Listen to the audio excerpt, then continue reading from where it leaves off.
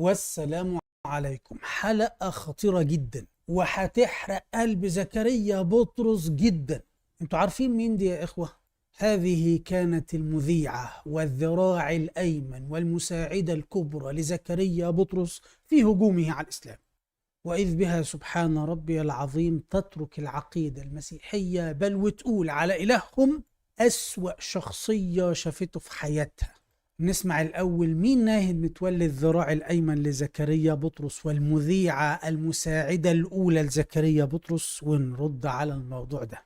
هي بتقول: ناهد محمود متولي، كنت بعمل نظرة مدرسة ثانوي في القاهرة، وفي سنة 88 بالتحديد في 7/1/88 التقيت برب المجد أظهر لي ذاته، وبنعمة ربنا تحولت إلى الإيمان المسيحي وأمنت بالسيد المسيح رب وإله ومخلص.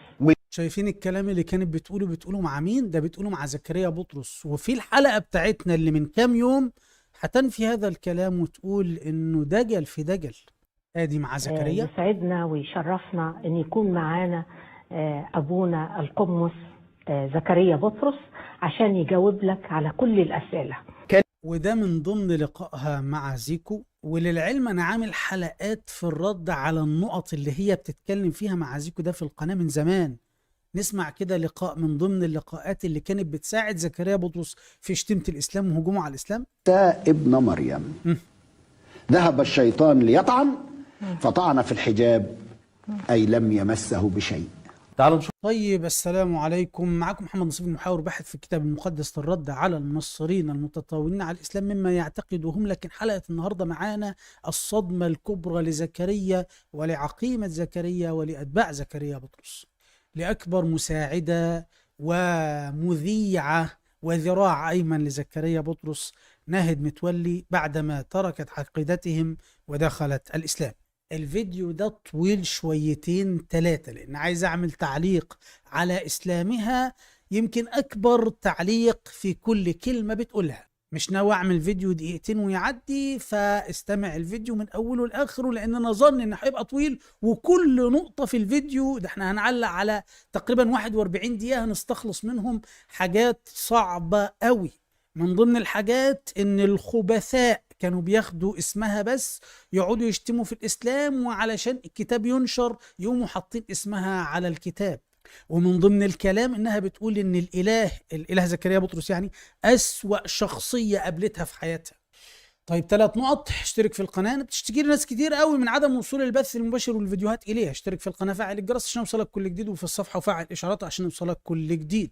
شارك الفيديو مع أصدقائك والمهتمين على قدر استطاعتك وفي المجموعات. بارك الله فيكم يا حلوين وحلوات. اللي عايز دعمنا رابط الباتريون والبيبال في وصف الفيديو. يلا بينا نبدأ الحلقة. المهم فطول عمري بدور على ربنا والحقيقة واعمل ايه عشان اخش الجنة وعشان ابعد عن النار. جيت مرضت مرض جامد، كان عندي كانسر اورام سرطانية واستأصلوها، واشكر ربنا الحمد لله عدت على خير الحمد لله. فقلت لا ادور على ربنا، انا مش ضامنه عمري، انا هموت بكره النهارده. حصلت احداث في النص بقى كتيره وكلام، والناس اتدخلوا، وده يحكي لي على كذا وده يحكي لي على كذا. شفت المسيح في رؤيا، طلبت بقى لا يا رب، ده انا هموت خلاص، عايزه الحقيقه وعايزه اكون في الجنه يعني معاك انا. قبل تنصرها شفت المسيح، امنت فيه على طول من غير تفكير. ركز. يعني هذه الرؤية كيف جاتك؟ يعني كنت نايمة ولا كنت صاحية ولا يعني ما بين وبين؟ هو بالضبط انا كنت سهرانه قلقانه يمكن لغايه الساعه 3 صباحا، وعماله اساله يا رب انا ذنوبي كتير، يعني انا ما كنتش صالحه كده ولا بصلي ولا بصوم، لو مت دلوقتي هتدخلني الجنه ولا هروح عماله اتكلم. حسيت ان انا دايخه خلاص بقى، مش قادره اواصل. الساعه 3 صباحا يا دوب فردت جسمي في السرير لقيت المسيح، امنت بيه بدون تفكير. وهذا من السحر. ايه؟ ايوه، هذا من السحر. فاتباع زكريا بطرس معروفين ومشهورين بكده، انه يحسسك ان في كلام وهو ساحر لك اصلا، عامل لك سحر بحيث تنام وتشوف حاجات معينة تخلي تفكيرك وتركيزك يروح اليها. يعني من الاخر بيملي عليك ما تقول مستعينا بالشياطين وبالجن. انت تعرف ان انا عندي نص في الكتاب ده، نص في الكلام ده من كتابهم المقدس. يا إخوة إحنا مش بتوع أفلام ولا اختراعات ولا كلام بلا دليلات. ولا عجب كلام بولس، رسالة بولس الثانية إلى أهل كورنثوس إصحاح 11 عدد 14: ولا عجب أن الشيطان نفسه يغير شكله إلى شبه ملاك نور. تخيل إن كان ممكن كمان يظهر لها يسوع ده منور خالص ويكون إيه يا فندم؟ كلامي ده يا فندم ولا كلام الكتاب؟ سبحان الله يا إخوة، 30 سنة قاعدة بتساعد زكريا الكذاب في شتمته على الإسلام، وإذ بها في بذرة خير. أسأل الله لها إن كانت صادقة، أسأل الله لها أن ينير قلبها وعقلها وسمعها وبصرها. وكما تعلمون لنا الظاهر والله يتولى السرائر. اللي أنا بقوله دوما والإخوة الباحثين بيقولوا دوما: ما تاخدش كلام الناس بدون مراجعة أنت بنفسك وقراءة بنفسك لتعرف الحق بنفسك. هي عملت كده وبحثت عن الحق فاكتشفت الخدعة الكبرى التي عليها عقيمة زكريا بطرس. بتقول: المسيحيين من كل مكان يتصلوا بيا، اتملى دماغي بالمسيح، بس أنا من النوع اللي ما بقتنعش بالكلام، أحب أقرأ، عندي كتب كتير جدا، محدش يتخيل كم الكتب اللي قرأتها في المسيحية. في المسيحية. اكتشفت إنها كذبة كبيرة، كذبة كبيرة، وأحمدك يا رب وأشكر فضلك إن أنت نورت عيني وخلتني أشوف الحقيقة دي قبل الأول. يعني كم اللهم أخذ لك منك؟ إنها الحمد يا كذبة رب. كبيرة، كذبة كبيرة، وأحمدك يا رب وأشكر فضلك إن أنت نورت عيني وخلتني أشوف الحقيقة دي قبل الأول. يعني كم قبل أن تموت بتقول الحمد لله أن ربنا نور عينيها حتى لا تموت على هذه العقيدة وعبادة الإنسان. في كلام كارثة جاي، اصبر. يعني كم أخذ منك من الوقت حتى تعرفي إنه المسيحية كذبة كبيرة؟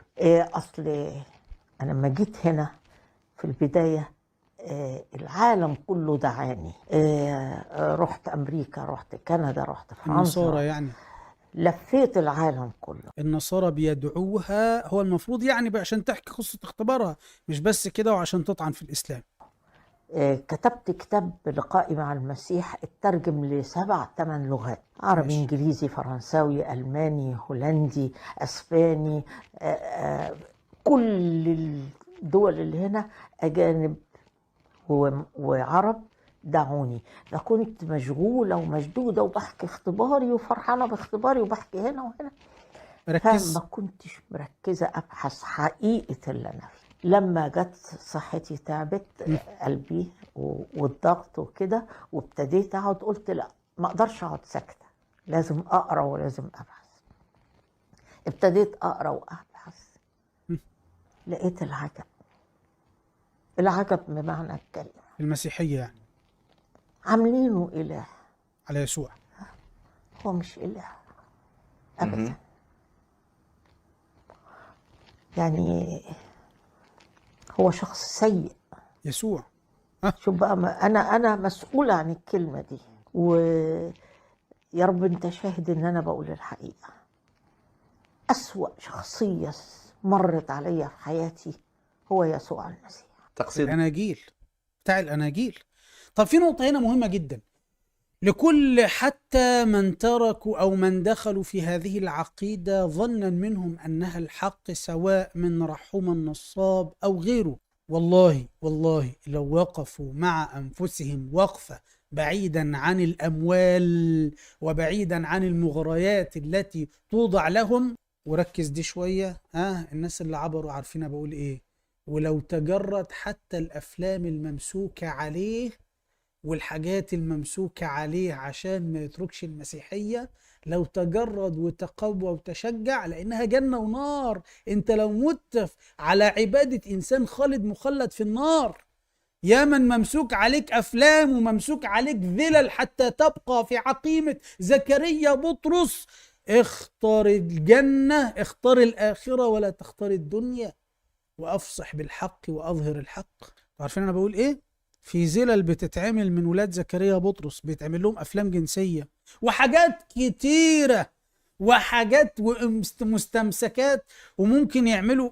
طب أنا أقول لكم على حاجة، في أخ من الإخوة بس إن شاء الله ربنا ييسر ويجيب لي الأخوات دي ماجي خراء، كانت بتعرض على اللي تساعدهم إنهم يتصوروا بملابس خفيفة أو شفافة أو فاضحة أو مثيرة.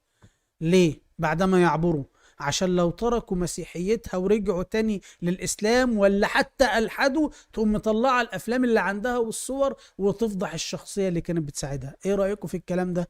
دي العقيدة بتاعتهم. ودي نقطة بقى، تخيل للمسلمين الجدد ما تخشش الإسلام إلا بعدما أن تدرس الإسلام تمام التمام، تدرس الإسلام صح، عشان يا تدخل عن يقين تام مفيش كلام، يا إما مش لعبة، هي مش لعبة والسلام. تخيل انت شكل زكريا وقلب زكريا وعقل، إن كان عند زكريا أصلا عقل، لما تكون أكبر مساعدة وذراع أيمن لزكريا كان بياخدها ويستدل بيها على الهجوم على الإسلام والنصرة المسيحية، وبعد ما تقرأ وتدرس وتبحث تعترف أنه أسوأ شخصية. مين؟ إله زكريا. كلامي؟ لا، ده كلام مساعدة الأولى. ابتديت أقرأ وأبحث، لقيت العجب، العجب بمعنى الكلمة. عاملينه إله، يسوع يعني. هو مش إله أبدا. يعني هو شخص سيء. شوف بقى، أنا مسؤولة عن الكلمة دي، ويا رب أنت شاهد إن أنا بقول الحقيقة. أسوأ شخصية مرت عليا في حياتي هو يسوع المسيح. تقصدين يعني حتى أسوأ شخصية. نوضح. شوف الأخ بقى المذيع بيقول لها تقصدين إيه المسيح؟ طب ما معروف، كل الناس عارفة، هي بتتكلم عن يسوع الأناجيل. ما فيش مسلم على وجه الأرض يقدر يغلط في عيسى عليه الصلاة والسلام. عيسى تاج رؤوسنا. يعني أنت تقصدين اليسوع المذكور في الكتاب الذي نؤمن بأنه محرف، أنت لا تقصدين عيسى بن مريم الحقيقي. لا. طيب، ده حاجة صعبة خالص. وعلى العموم أنا شخصيا بسجل طيب. دلوقتي كل حاجة، لأن أنا حاسة بتأنيب ضمير. أنا لما شفت المسيح في رؤية هيصت الدنيا وسافرت في العالم كله وقعدت أقول شفت المسيح. واجب عليا لما اكتشفت شخصية المسيح الحقيقية إن أنا أقول للناس، أصحح المفهوم والكلام اللي أنا قلته. ده واجب عليا، وخصوصا إن في عدد كبير جدا من الناس بقى مسيحي بسبب كده. بسبب مين؟ الله أكبر. بسبب مين؟ سمعتوا الجزئية دي؟ ليه عليها تعليق؟ بتقول لك عدد كبير جدا من الناس بقى مسيحي بسبب ايه؟ بسبب كلامها. والكلام اللي انا بقوله بقى لكل المسلمين، بل لكل الملاحدة، بل لكل النصارى، بل لكل البشرية جمعاء. لا تتنصر ولا تسلم ولا تلحد لقول أشخاص، وليس لبحثك الشخصي، بحثك أنت. الله يوم القيامة لن يسألك عن إيمان الناس، بل سيسألك عن إيمانك أنت الشخصي. اسمع الآية دي من سورة الملك، الآية 10: وقالوا لو كنا نسمع أو نعقل ما كنا في أصحاب السعير فاعترفوا بذنبهم فسحقا لأصحاب السعير. شوف، ما قالش لو كنا اتبعنا فلان ولا اتبعنا علان، انت لو كنا نسمع او نعقل، انت مش ناهد تقول كلام تجري وراها. زيكو يقول كلام تجري وراه. محمد نصيف لو قال كلام ما تجريش وراه، روح راجع ما يقول. افتكر الاخوه الاكارم لو كتبوا لي في التعليقات ان دلوقتي كام مره اقول لكل واحد راجع ورايا كل معلومه اسلاميه ومسيحيه، بل حتى والاخبار العالميه CNN BBC وغيره، روح راجع ورايا كل كلمه. ليه؟ لأن الله ما جعلكش أو ما خلقكش كده تمشي ورا كل واحد كده وخلاص بدون الرجوع لما يقول ولصحة ما يقول. انت تعرف الله جل في علاه بيقول للنبي محمد ايه عليه الصلاة والسلام، بيقول له كده: وإن تطع أكثر من في الأرض يضلوك عن سبيل الله إن يتبعون إلا الظن وإن هم إلا يخرصون. إن اتبعت أكثر من في الأرض هيضلوك عن سبيل الله. فده نداء لكل البشرية، ما تمشيش ورا واحد قاعد يقول إلا الرسل الأنبياء، طبعا لأن الرسل الأنبياء لهم وحي من الله، لكن كبشر لا تتخذ هؤلاء البشر لك سبيلا في الإيمان. إن آمنوا آمنت وإن كفروا كفرت، وإلا كده هتبقى مستعبد للبشر ولقول البشر. لم يأمرك الله باتباع أي أحد من البشر إلا الأنبياء والرسل، في قوله: أولئك الذين هدى الله فبهداه مقتده. وأكبر مثال وأقوى مثال معانا الآن ناهد متولي، اللي بسببها وباعترافها هي بتقول كتير دخلوا المسيحية بسبب إيه؟ بسبب كلامها هي، وبسبب حلم شافته. الأحلام لا تبني عقيدة، ده الأحلام لا تبني أحكام. إيه؟ أيوة، خد الجملة دي كده: الأحلام لا تبني أحكام. يعني إيه يا محمد يا نصيف؟ يعني أنت نايم شفت في الحلم مثلا إن أنت بتشرب خمرة ولا واحد بيشرب خمرة، ده ليه يبني لك حكم إن أنت تقوم تشرب خمرة أو إن الخمرة حلال؟ أنت نايم وحلمت في النوم إن ولا جالك واحد يقول لك ما تصليش، ما عادش تصلي تاني، الحلم ده ما يبناش عليه حكم، ارمي. الأحلام لا يبنى عليها أحكام، فما بالك لا يبنى عليها عقائد. أوه، الله أكبر. لازم أحمدك يا رب وأشكر فضلك إن أنت اديتني العمر إن أنا أصحح الغلطة الكبيرة اللي وقعت فيها، وأصحح للناس.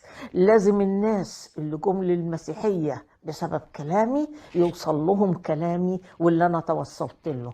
مش هحكي حواديت، لا، ده من الكتاب بالدليل والبرهان من الكتاب المقدس. اجهزوا عشان انا هديلكم مفاجآت ايضا، واتمنى الرسالة دي توصل للأستاذة ناهد. هعطيها نصوص غير ما او اكثر مما تقول، ممكن كثير، لان انا اعرف قساوسة ما اول مرة اسمع نصوص انا بقولها او مسائل انا بقولها وبكررها: ملعون ونجس وخروف وصار لعنة. دي او يعني احيان كتير قوي بيكون اباء عندهم بل وخدام اول مرة يسمعوا النصوص دي، بل بيستعجبوا منها.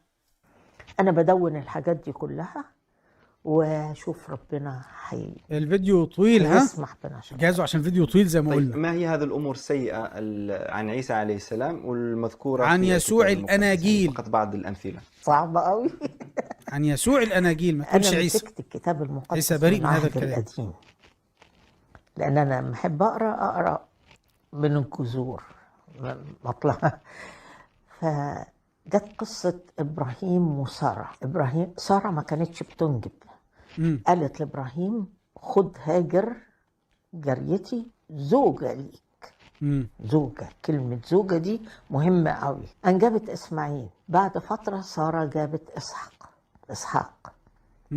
قالت هاجر وإسماعيل تطردهم بره وما تورثش مع إسماعيل، ما يورثش معاه.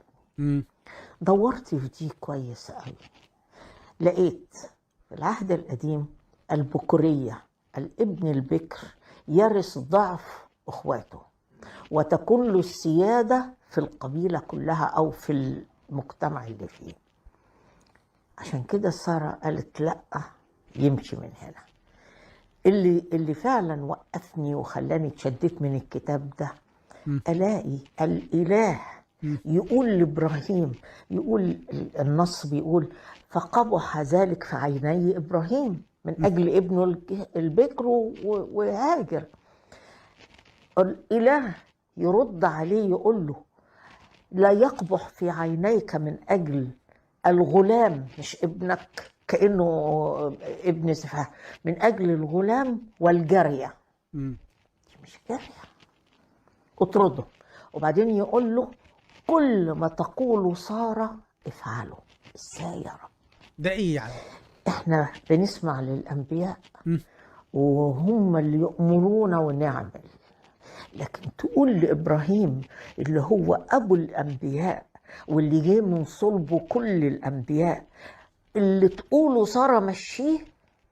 وبعدين المجتمع اليهودي ده المجتمع عموما ذكوري، يعني المفروض يقول للزوجة كل ما يقوله زوجك اسمعيه.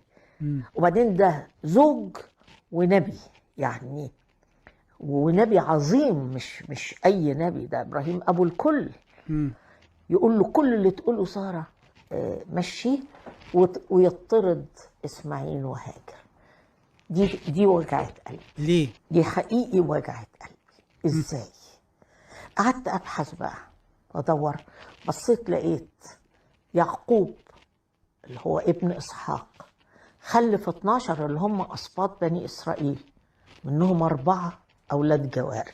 لما ده مبدأك يا أيها الرب يا أيوة. أيها الإله إن أطرد الجارية وابنها، ما طردتش الجواري دول وأولادهم وما بقوش ده رؤساء أسباط. أنت عارف أسباط بني إسرائيل اللي هم الأساس بتاع الشعب، فال12 سبط منهم 4 أولاد جواري.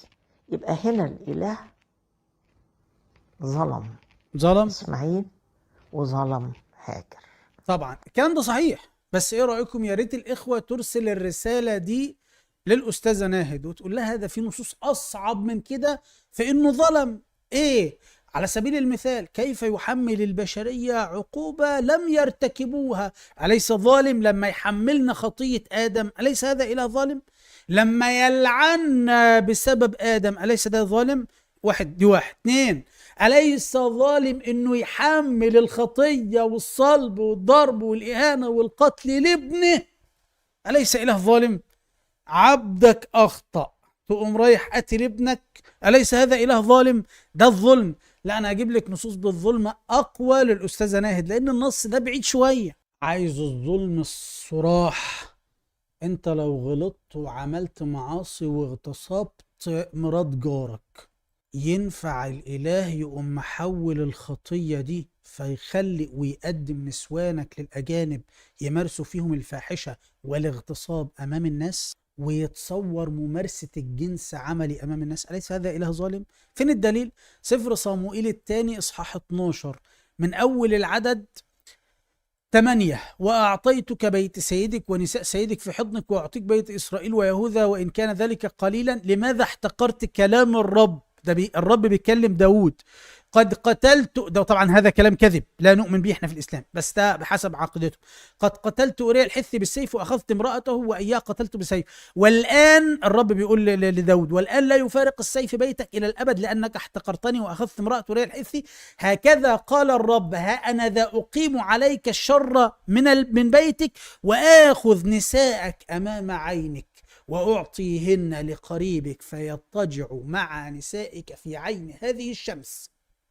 الرب سلم نسوانه للأجانب عشان يمارسوا فيهم الجنس قدام الشمس وقدام الناس، لأنك أنت فعلت بالسر وأنا أفعل هذا قدام جميع إسرائيل وقدام الشمس. في الشوارع كانوا بيمارسوا الجنس مع زوجاته اللي ما عملوش خطية. فقال داود لناثان قد أخطأت إلى أنت بحسب داود يعني بحسب ما يعتقده، قال لداود أنت أخطأت إلى الرب. فقال ناثان لداود بص الرب أيضا قد نقل عنك خطيتك لا تموت. نقل الخطية عن داود وسلم نسوانه يتمارس فيهم الجنس في الشوارع. إله عادل أم غير بعادل؟ إله ينقل الخطايا وجنس واغتصاب؟ انقلوا للأستاذة ناهد هذا النص أيضا. لسه فيديو الأستاذة ناهد كبير لسه مطول معانا. عايزين في الظلم؟ سفر صموئيل الثاني إصحاح 24 من أول العدد 15. ولا خليني أشرح لكم القصة الأول. أنت عملت ذنوب أخطأت، هم جايبين لأهل بلدك وضربينهم بالعذاب ومخلين الملائكة تقتلهم. واهل بلدك ما عملوش حاجه وقتلهم الملاك، ظالم ولا مش ظالم؟ عارفين ليه؟ لان داود اخطا، ام قتل اهل البلد وما قتلش داود. فجعل اصحاح الاصحاح سفر صموئيل الثاني اصحاح 24 عدد 15: فجعل الرب وباء في اسرائيل من الصباح الى الميعاد، فمات من الشعب من دان الى بئر 70,000 رجل. 70,000 واحد ماتوا بسبب ان داود اخطا. وبسط الملاك يده على اورشليم ليهلكها، فندم الرب عن الشر. الرب ندم عن الشر، يبقى بيعمل ايه؟ يبقى الرب بيعمل ايه؟ فندم الرب عن الشر وقال للملاك المهلك الشعب: كفى، الان رد يدك. وكان ملاك الرب عند بيضر ارون اليبوسي، فكلم داود الرب وقال عندما راى الملاك الضرب الشعب، وقال: ها انا اخطات. داود بيقول له: انا اللي اخطات وانا اللي اذنبت، واما هؤلاء الخراف فماذا فعلوا؟ فلتكن يدك علي. تخيل انت اما داود بيكلم الاله بيقول له: دول ما عملوش حاجه، انت بتضرب ناس براء وسايبني انا المخطئ. ده بحسب العقيده ده ايه يا فندم؟ ده ايه، ظلم ولا عدل؟ يا ريت تنقلوا هذه النصوص للاستاذه ناهد متولي، عشان دي نصوص اوضح واشرح كده واوضح في الظلم. والإله يقول: اطرد الغلام الجارية وابنها، كأن ابنها ده جابته من الشارع. مسكت بقى في العهد الجديد، لقيت بولس الرسول يقول ايه؟ أولاد الجارية وأولاد الحرة، وإحنا أولاد الحرة وهم أولاد الجارية. ده أنت يهودي يا بولس. أنا كتبتها حتى عندي، دور على أصلك، يمكن تكون من نسب الأربع جواري. يعني يا ريت يا أستاذة ناهد قال على جارية وحرة وخلصت، ده قال إن يسوع صار لعنة، قال كده بولس يا أستاذة ناهد. يعني لما نفتح رسالة بولس إلى أهل غلاطيا أصحاح 3 عدد 13 ونلاقيه بيقول: المسيح افتداهم من لعنة الناموس إذ صار لعنة لأجلهم، لأنه مكتوب: ملعون كل من علق على خشب. برضه خلي بالك فين؟ برضه في الظلم. أليس من الظلم أن يصير شخص بريء ملعون ويعلق على خشبة مكاني؟ هو بريء تقوم رايح معاقب البريء وسايب الظالم، سايب الظالم ومعاقب المظلوم. كيف يعني؟ متى انتهت المسيحية بالنسبة لك؟ انتهت تماما فكرة المسيحية؟ هي انتهت تماما قدامي سنة 20، بس من قبلها وأنا لما ابتديت يعني. أقعد مع نفسي الأول كنت في الدوامة، في الدوشة، كتب أنا عاملة 10 كتب وكلها ضد الإسلام، ما كتبتش واحد فيهم. ركزوا ناس كتيرة يكتبوا ويجمعوا ويدوني أعمل الشكل الأخير ويطبعوا ويحطوا اسمها، اسم ناهد متولي مشهور ومعروف.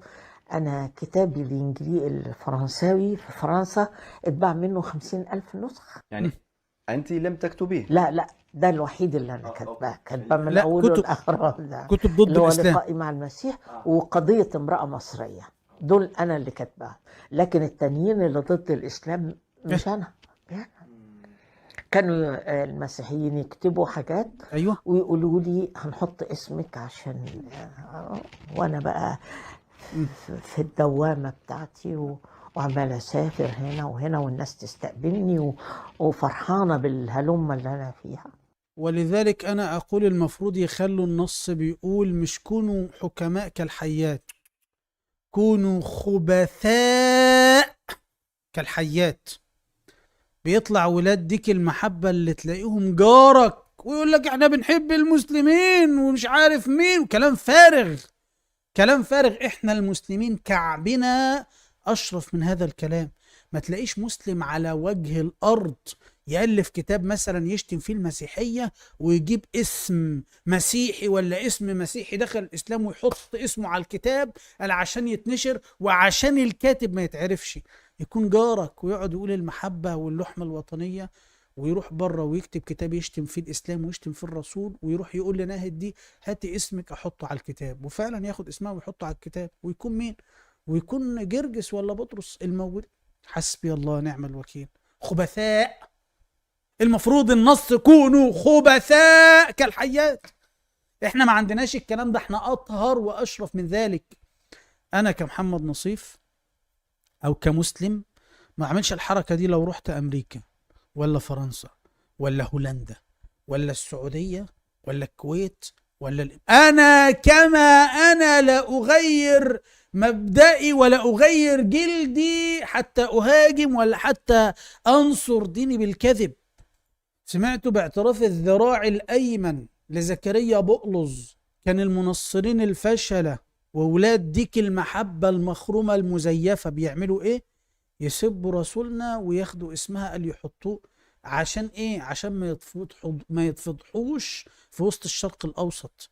يتقال له يا خنزير انت بتشتم الرسول بكذا وكذا، ازاي يا خنزير؟ ساعة ما حد يجي يتكلم على الكتاب يقول لا ده مش كتابي، ده كتاب مين؟ ناهد متولي. خبثاء، والله خبثاء، كونوا خبثاء كالحيات. وهذا من فضل ربنا وديننا العظيم، ليس في هذه الطرق السافلة التي ينصرون بها المقتول المقبور. العيب مش فيهم، العيب مش فيهم في نصرة دينهم دي، العيب في العقيدة، العيب في العقيدة. وقضية امرأة مصرية دول أنا اللي كاتباها، لكن التانيين اللي ضد الإسلام مش أنا. كانوا المسيحيين يكتبوا حاجات ويقولوا لي هنحط اسمك عشان وأنا بقى خبثاء في الدوامة بتاعتي، خبثاء كالحيات. أنا أسافر هنا وهنا والناس تستقبلني وفرحانة بالهلمة اللي أنا فيها. فوافقت. من ضمن الأسباب اللي خلتني إن أنا عايزة أشهر إسلامي وعايزة أحطه على الإنترنت وعايزة الناس كلها تشوفه، عندي كذا سبب. أولا السبب الأولاني عشان أشهد إن أنا يا رب تايبة وندمة ورجع إليك، وإنت خلاصي وإنت كل حاجة. السبب الثاني عشان الناس الكتيرة اللي أمنوا بالمسيح بسبب كلامي، لا يا جماعة أنا كنت غلطانة. نمرة 3 اعتذار، وأنا المفروض دي أحطها نمرة 1. اعتذار لكل مسلمين العالم، سامحوني تطاولت على معتقداتكم بجهل، سامحوني.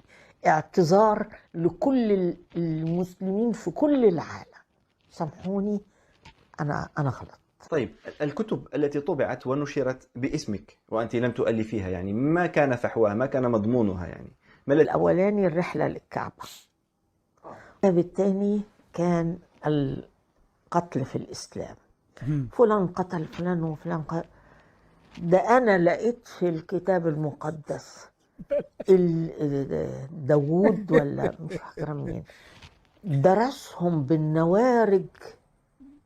شوف يعني قتل فظيع، قتلهم بالنوارج.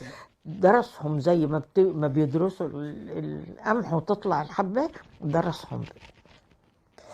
المهم فقلنا انت في اصلا يا استاذه ناهد الكتاب الوحيد على وجه الارض الذي امر بقتل النساء والاطفال هو كتاب زكريا بقلظ.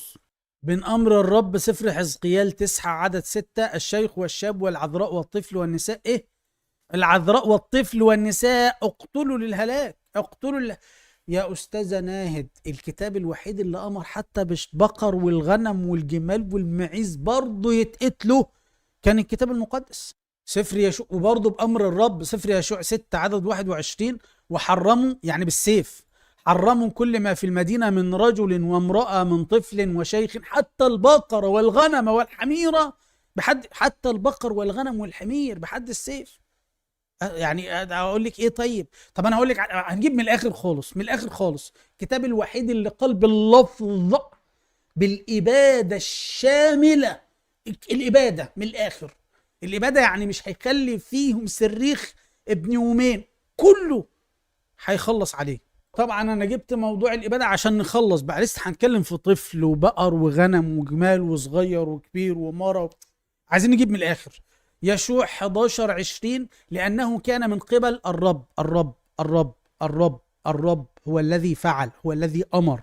كان من قبل الرب أن يشدد قلوبهم حتى يلاقوا إسرائيل للمحاربة فيحرموا، يعني يقتلوا بالسيف، فلا تكون عليهم رأفة بل يبادون. يعني ايه الاباده؟ من الاخر انتوا عارفين القنبله النوويه هيروشيما وناكازاكي، هي دي الامر اللي امر به اله زكريا بطرس، ايه؟ نووي وخلص. يعني اباده شامله. بل يبادون كما امر مين؟ الرب موسى. بل يبادون كما امر الرب امر ان يبادوه. وده الامر الثاني مش الاول. فكما امر ان يباد، امر ان موسى ان يبيد، كذلك امر يشوع ان يبيد. يبقى في امرين مش امر واحد. فاحنا بنجيب من الاخر يعني. والكلام ده كلام مين؟ الكلام ده كلام الاله الذي كان يعبده يسوع. العهد القديم ده كلام الاله الذي كان يعبده يسوع. العهد القديم ده كلام الاله الذي قال فيه بولس كل الكتاب موحى به من الله وصالح للتعليم. بولس كان يقصد العهد القديم اصلا، لان العهد الجديد كان لسه ما اتكتبش. أنا لقيت في الكتاب المقدس داوود ولا مش فاكرة مين، داوود، ايوه هو فعلا درسهم بالنوارد. درسهم تحت المداريس، صح. شوف يعني قتل فظيع، قتلهم بالنوارد. درسهم زي ما بيدرسوا القمح وتطلع الحبة، درسهم. عارفين ايه يا جماعه؟ عشان بس الناس اللي مش فاهمه، اللي لسه في الارياف، شفت الساقيه دي في حاجات زي الساقيه بالضبط، بيحط فتحه فيها الغله، فالغله تطحن وتطلع ايه؟ تطلع دقيق. كانوا بيحطوه بقى، يحط البني ادمين كده بقى ويطحنوهم يطلعوهم دقيق. يطلعوهم عصير فراوله. ده مين ده نبي عندهم، ده بحسب كتابهم وما يعتقد.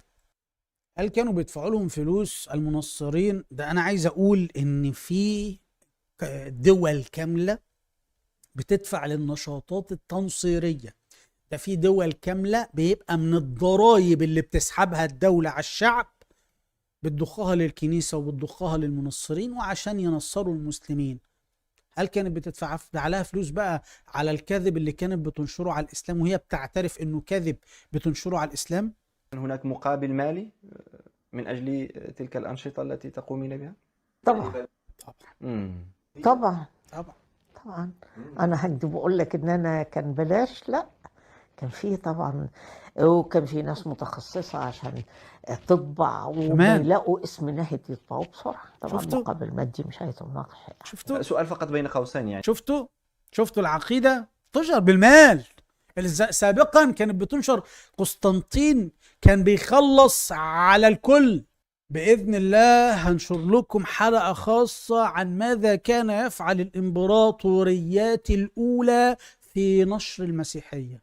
اللي مش هيسلم كان بيتعلق، بيتولع فيه، كان بيتسحل سحل. ده مين؟ قسطنطين وغيره. طبعا جبت لكم كتاب تاريخ الفكر المسيحي للقس الدكتور حنا الخضري، بس عشان اجهز الموضوع ده، موضوع لسه طويل شويه، فممكن هتلاقوا الكلام ده في هذا الكتاب. الكتاب ده بيحضروا منه الدكتوراه. فان شاء الله هنبقى نعمل حلقه. طب دلوقتي بقى بينشروا بايه بقى؟ يجيبوا اي مسلم مسكين ولا اي واحد مش فاهم حاجه في دينه، يديله مال وينصروه ويقولوا له اكتب هاجم الاسلام وخد فلوس. عرفتوا ازاي بينصروا؟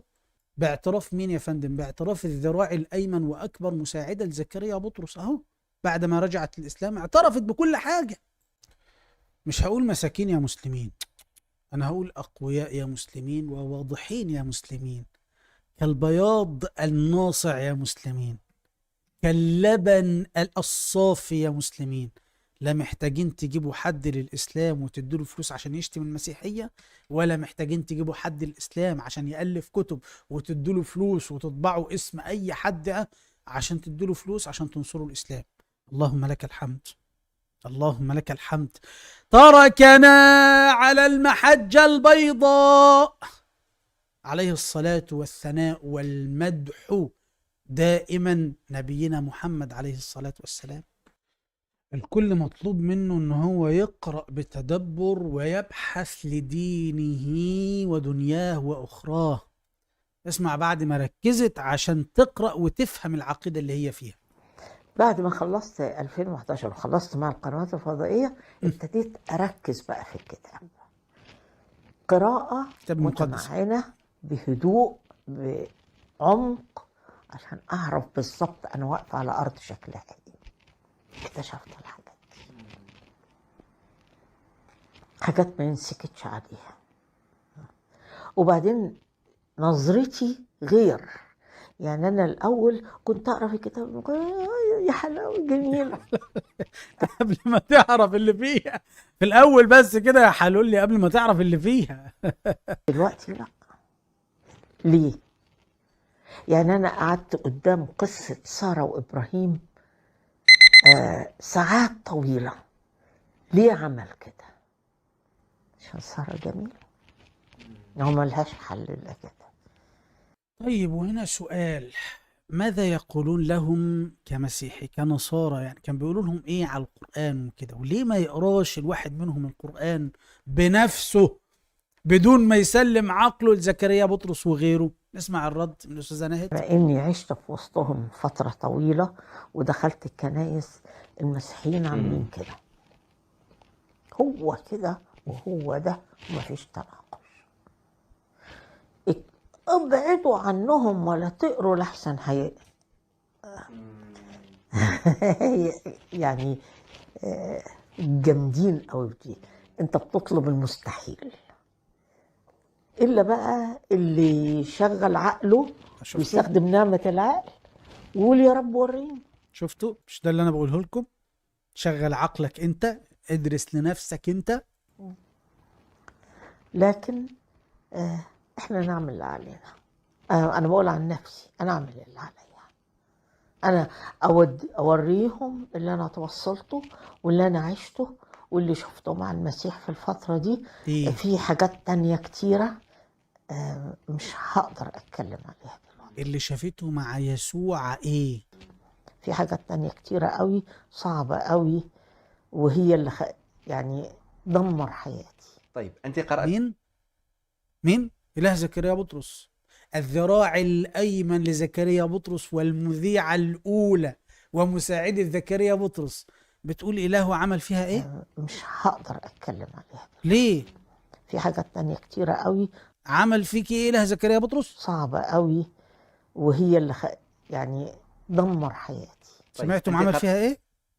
دمر حياتي. طيب أنت قرأت القرآن وقرأت الإنجيل ودرستهما لمدة طويلة، يعني لو طلبنا منك مقارنة بين الكتابين، ماذا يمكن أن تقولي لنا؟ المقارنة اللي ما بين الاثنين، أقول الصدق والكذب.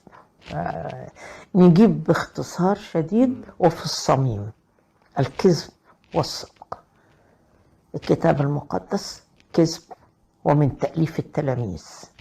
المسيح ما اتصلبش ولا مات ولا كل التمثيلية دي والإثبات من جوه كده. طيب متى أعلنت عودتك إلى الإسلام مرة أخرى ويعني نطقت الشهادة مرة أخرى؟ أسبوعين تقريبا. من أسبوعين فقط. ما شاء الله. سبحان الله. أستاذنا، ما رأيك لو تنطق الشهادتين أمام الكاميرا؟ أقولها في كل مكان، وأحمدك يا رب وأشكر فضلك إن أنت اديتني العمر إن أنا أخوض للطريق الصحيح.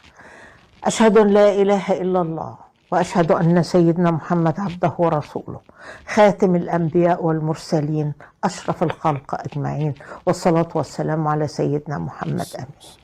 أحمدك يا رب وأشكر فضلك إن أنت اديتني العمر واديتني الصحة واديتني الفهم ونورت عينيا عشان أعود للطريق الصحيح قبل فوات الأوان. اللهم لك الحمد. فقط لكي أطمئن، يعني اللي سبب وكان سبب كتير في ترك هؤلاء القوم لعقيدتهم ودخولهم الإسلام خطيئة أو مسألة الاعتراف بخطاياهم والآباء اللي يغفروا لهم زي أختنا نهى وغيرها. نسمع التعليق ده. إزاي مغفورة خطايانا؟ من ضمن الحاجات اللي أزعجتني، معلش هقولها لازم، أن المسيح يقول للتلاميذ لبطرس هديك مفاتيح الملكوت. طب ازاي؟ هو الملكوت ده شقة بمفتاح ولا؟ وهيقول له كل ما تحله على الأرض يكون محلول في السماء، وكل ما تربطه على الأرض يكون مربوط في السماء. ولعلمك الآية دي بتخلي الآباء الكهنة يتصرفوا كآلهة. نعم. يعني لو أي كاهن قال لواحدة أو لشخص عنده في الكنيسة لا حل ولا بركه، يبقى النهار مش فايت. لا يا ابونا، لا ارجع خلاص اعمل اللي انت عايزه، ده مش هيديله حل. ايوه، لان بحل ابونا في الكنيسه تتغفر الخطايا. حل مين؟ مين بيغفر الخطايا غير الله؟ مين؟ نعم. ودم مين وصليب مين؟ الكلام في المواضيع دي كتير قوي. على فكرة الجزئية بتاعت مين بيغفر الخطايا غير الله بحسب الكتاب على ذلك لا نؤمن به، بيغفر ناس تانية، لكن بحسب الإسلام الغافر الذنب هو الله بحسب الإسلام. لكن بحسب كتابهم ليه قلنا أن هذا الكتاب عندما قال يسوع غفرت خطاياك وما إلى ذلك يعني. وعلى فكرة غفرت خطاياك مش معناها غفرت خطاياك يعني، بس على كل فالكتاب بيقول أن التلاميذ بيغفروا الخطايا، يبقى هيعملوا إيه كده ممكن يبقوا مقام الآلهة. في الختام أسأل الله الكريم رب العرش العظيم أن يغفر لي ولكم، وأن يغفر للأستاذة ناهد، وأن يتجاوز عنها ويثبتها يا رب العالمين.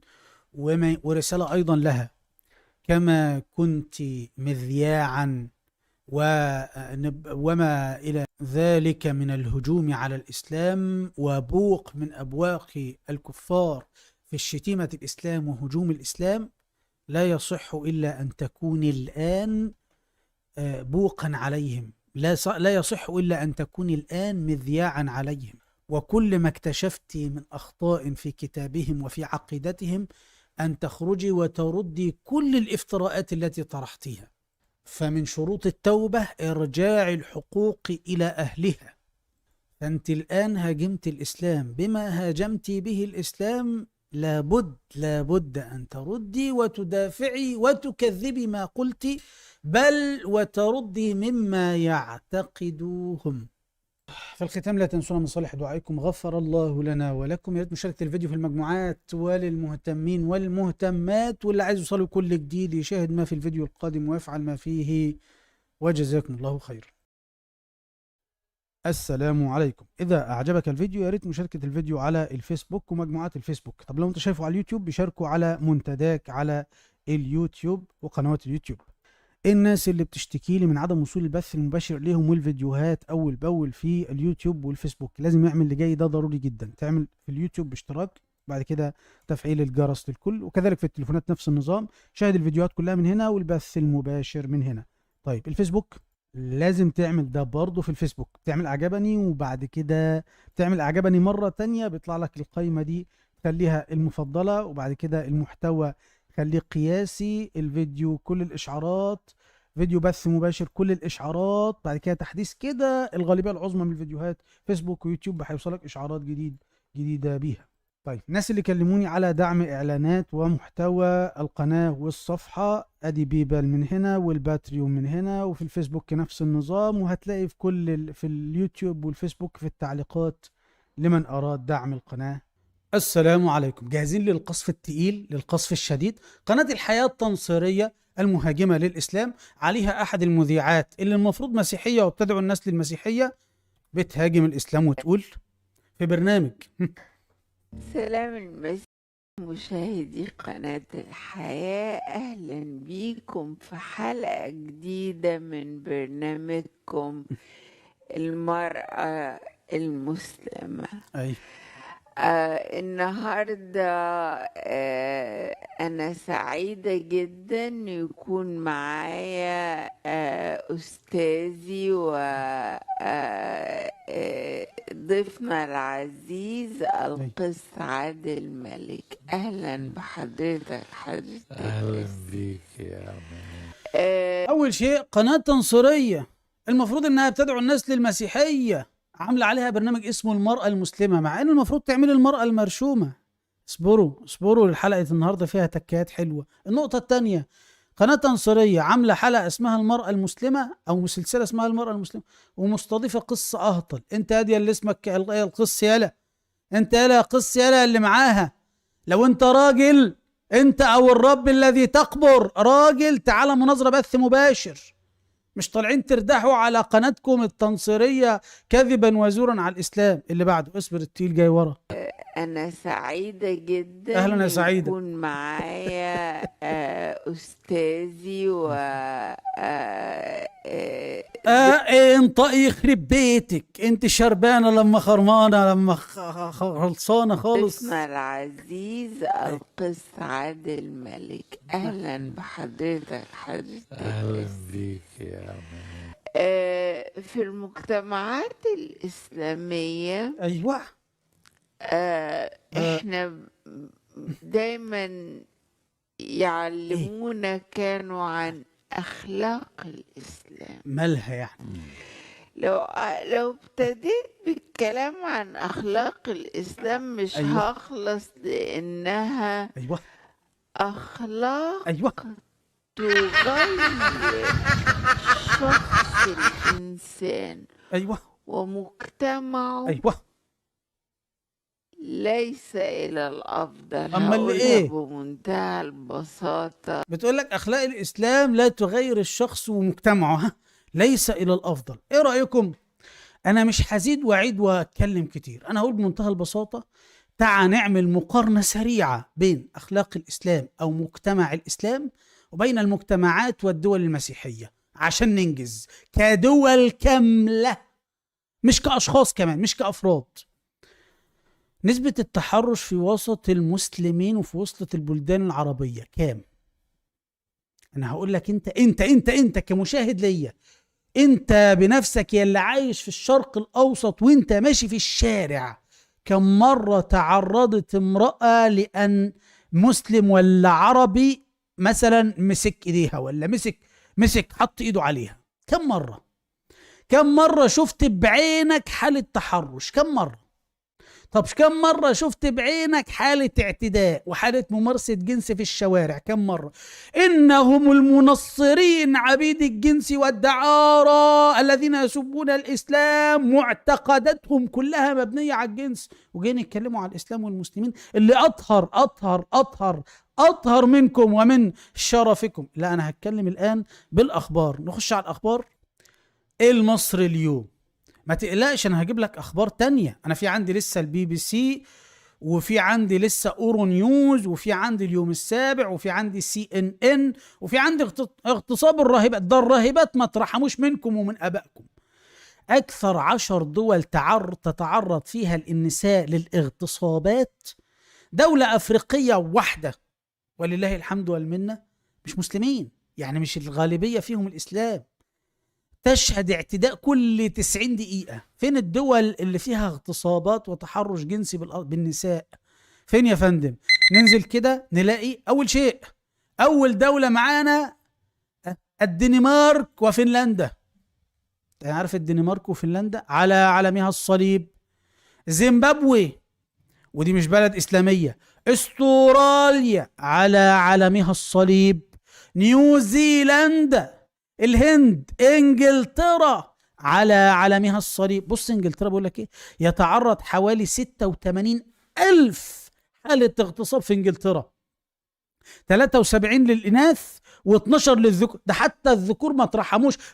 مجتمعات فاسدة، والله مجتمعات فاسدة. و12,000 من الذكور، أي ما يعادل نحو 230 حالة يوميا. إحنا في بلاد العرب، والله أنا عايزك تكون منصف يا مسلم، يا مشاهد للفيديو. أنا قلت لك قبل كده كذا مرة، أنا مش هجمل ديني، أنا هعرض ديني كما هو، اللي عاجبه، اللي مش عاجبه خد دماغه في الحيط. كم مرة أنت كواحد عربي حضرت حالة تحرش؟ كم مرة في العرب؟ كم مرة؟ ده بقى بيقول لك 230 حالة اغتصاب يوميا. معلش يا محمد يا نصيف، انت جبت الكلام بتاعك ده افتراء تأليف ولا من مراكز احصاء وطنية معتمدة؟ بيقول لك وفقا للتقرير الصادر عن مركز الإحصاءات الوطنية ووزارة العدل من البلاد المتحرشة، أمهم ريكا الولايات المتحدة الأمريكية، 1 من كل 6 نساء أمريكيات كن ضحية لمحاولة اغتصاب في حياتها. يا خبر أبيض! لا، تعال نطبق الكلام ده في وسط المجتمعات الإسلامية. كن منصفا يا مسلم. احنا في مجتمعاتنا الإسلامية 1 من كل 6 نساء تعرضت لاغتصاب. أنا أسألك بقى بينك وبين نفسك كده، نضرب مثال كده، المصريات. هل المصريات واحدة من كل 6 نساء تعرضن للاغتصاب؟ يعني كده كأن بالضبط كده تقريبا يعني. هل ربع نساء العرب تعرضن للاغتصاب؟ سؤال. هل ربع نساء مصر مثلا تعرضن لكده؟ لا. أمريكا والبلاد المسيحية حصل كده. هل ربع نساء مثلا السعودية حصل كده؟ لا. طب أنا هقول لك على حاجة صغيرة خالص. إحنا عندنا في الإسلام هل ينفع واحد يلمس واحدة؟ لا يجوز أصلا اللمس. فما بالك بالتحسيس؟ انت عايز تقول يا محمد يا نصيف؟ تعال نخش على اللي بعده عشان ما نطولش. التحرش الجنسي ماضي، التستر على الاعتداءات الجنسيه يطارد البابا، حتى البابا بتاعهم ما ترحمش. ده خلي بالك، ده مش اي واحد عادي، ده اكبر راس في الكنيسه، ده القامه عندهم. اورو نيوز، بابا الفاتيكان يمنح اجازه مؤقته لرئيس اساقفه كولونيا. عمل ايه يا فندم؟ المتهم بعدم الابلاغ عن قضايا التحرش الجنسي فعلوا في الاطفال، خربوا الدنيا. قضايا اليوم السابع، قضايا الاعتداء الجنسي تشعل أزمة في الفاتيكان، رفض شكوى الاعتداء ضد كاهن وطرد قس بتهمة التحرش الجنسي. البابا يلجأ لرفع سرية قضايا بعد 6 عقود اعتقاد بولندين بتستر الكنيسة على القصر. الدنيا خربانة. هذه هي مجتمعاتهم، من ثمارهم تعرفونهم. حتى الجيش الأمريكي لم يرحم من التحرشات فيه. عندهم سعار المنصرين ودولهم عندهم سعار جنسي، وبيجوا يطلعوا السعار بتاعهم شتما في الإسلام وهجوما على الإسلام. العالم دي ما عندهاش دم. العالم دي كده بيقول لك العاهرة تلهيك وتجيب اللي فيها فيك. هذه ما تفعله العاهرة. البنتاجون 1300 حالة تحرش جنسي بالجيش. ده مين جاب الكلام ده يا فندم؟ البنتاجون. ايه دي يا فندم؟ CNN، اكبر جريده امريكيه ناطقه بالعربي في العالم كله. الكلام وقف كده؟ لا، حتى الراهبات ما ترحموش. تعال نسمع هذه الشنطاء العاهره تلهيك وتجيب اللي فيها فيك. العاهره تلهيك. في المجتمعات الإسلامية ايوه. احنا دايما لا صوت. الإسلام. ايوه.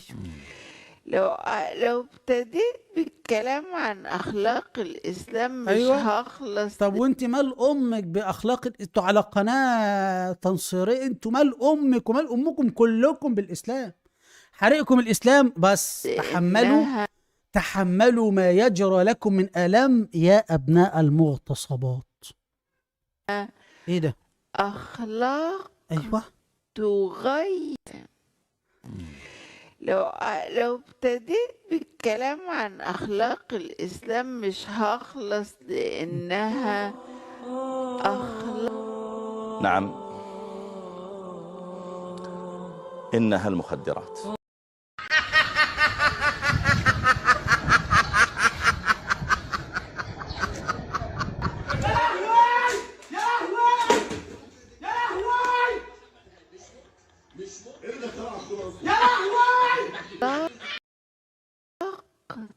تغير شخص الإنسان. ايوه.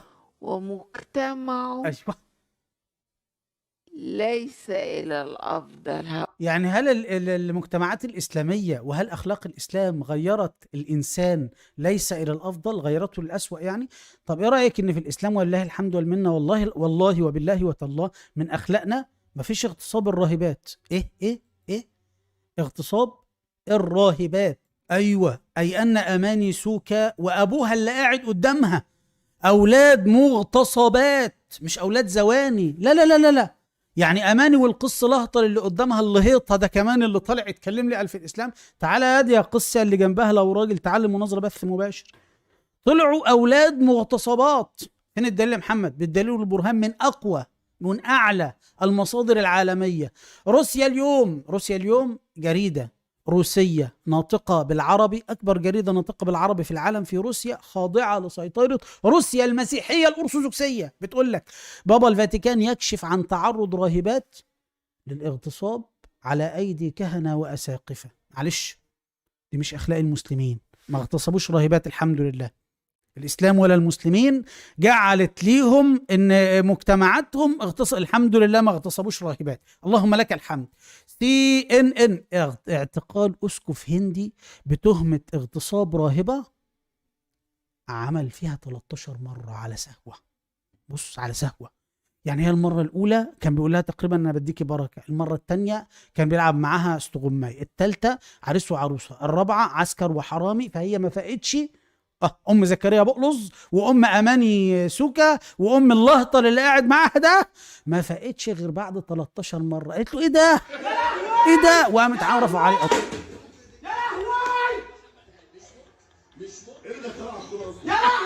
طيب. لكن قبل الطلاق يعني كان 12 عادي، كان هيعدي منها. CNN BBC نيوز اكبر جريده انجليزيه من بريطانيا بس بتتكلم بالعربي في العالم كله. ده مصراوي يا راجل، ده مصراوي فضحتكم. اعتداءات واغتصاب واجهاض راهبات يحكينا مآسيهن في الكنيسه. ايه اللي عملوه في الكنيسه؟ عملوا فيها اعتداءات، اغتصابات، اجهاضات. يا راجل ده تخيل ان روز اليوسف محاكمة اسقف هندي بتهمة اغتصاب راهبة 13 مرة اثناء زيارته للدير. هو يروح تيت يرجع تيت تيت تيت, تيت. كل ما يروح يعمل تيت عشان انا بتكسف. يعمل تيت دي ايه بقى؟ انا بتكسف. 13 مرة كل ما يروح يصلي ويعمل، يعطيها البركة ويرجع. اورو نيوز اكبر جريده اوروبيه ناطقه بالعربي في العالم كله بتقول لك محاكمه اسقف. عارف اسقف دي ايه؟ مش واحد كده وخلاص، لا لا لا لا لا، اسقف ده يعني اعلى رجال الدين. لو لم يتكلموا عن الاسلام ويهاجموا الاسلام لما فضحت لكم عقيدتهم الزكام من الخلف ومن الامام واظهرتها للعوام يا عبد السلام. محاكمه اسقف كبير الاساقفه، كبير القساوسه.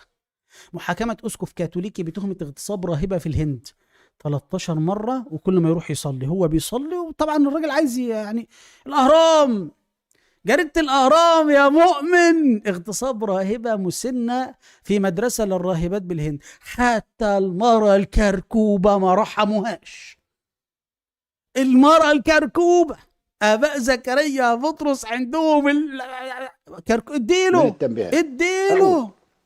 أن هذه الحلقة أيها الأحباء الأجلاء هي للكبار فقط،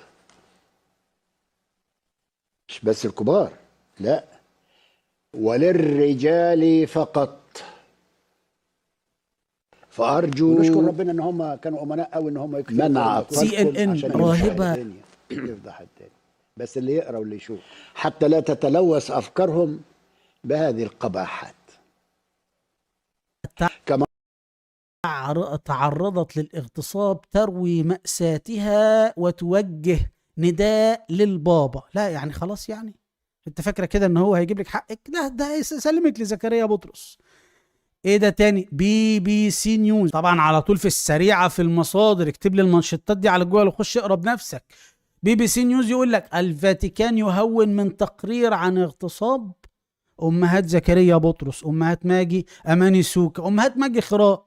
جريدة الوفد، تخيل يا راجل لما جريدة الوفد بتقول لك شاهد راهبة. هنا بقى دي افظع شوية. راهبة ام زكريا بطرس، راهبة تساعد كاهنا في اغتصاب الاطفال بمدرسة صم وبكم. ايه الدعارة؟ ايه ده؟ ونشكر ربنا ان هم كانوا امناء. القت القوات الارض كله عشان يفضح الدنيا. بس اللي يقرا واللي يشوف.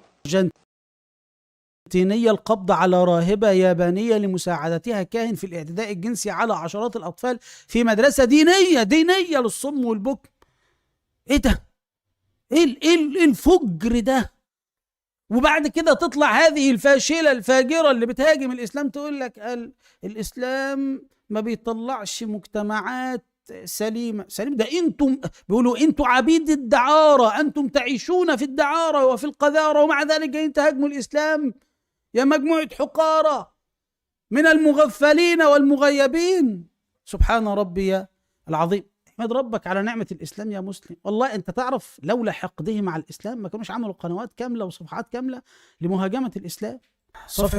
السلام عليكم. زكريا بطرس في آخر ظهور لي، لسه المقطع امبارح بتاريخ البارحة. نسمع كده بيقول ايه؟ يسوع المسيح على الصليب وهو بيقول اللي كانوا يقصدوا رب يسوع المسيح على الصليب وهو بيقول إلهي إلهي لماذا تركتني. واضح السؤال؟ واضح السؤال. واضح. عايز الإخوة تركز أكيد. في كل كلمة بتتقال علشان نعلق عليها ستيب باي ستيب بعد ما يخلص الفيديو. نقول لهم قائد للصلاة وتذكير بالموضوع. صح. السيد المسيح رئيس كهنتنا الأعظم أي. وهو على الصليب قال لهم يا شعب الله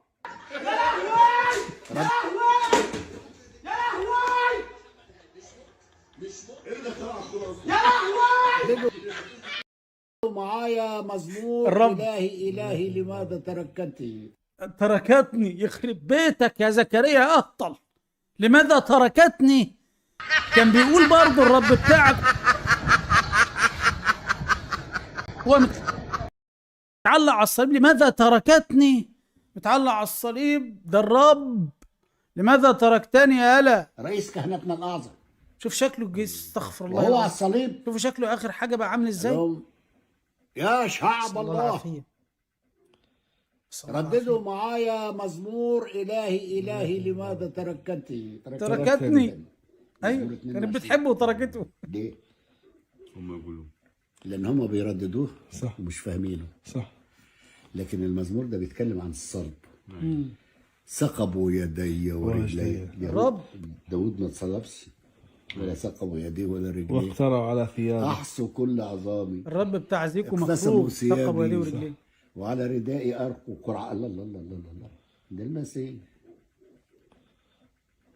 ركز. بيقول لهم مزمور 22 اللي انتوا بتصلوا بتاع داود النبي قدامكم بيحصل. قدامكم بيحصل.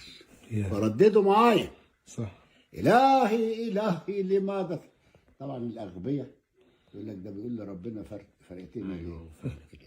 لا، بنفس المزمور أبونا في آية بتقول الجاي صدمة. لم يرضي المرذلة المسكين ولم يحجب وجهه عنه.